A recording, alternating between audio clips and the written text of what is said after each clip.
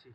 হ্যাঁ, তো রুমের ভিতরে যেগুলো বড় রুম আছে না, হেটার মধ্যে কাজ করছি, হেটার মধ্যে টাচ করছি, হেটার মধ্যে সিউন টাচ লাগাইছি কোন ধরে বুটিং মুটিং করে আইছি।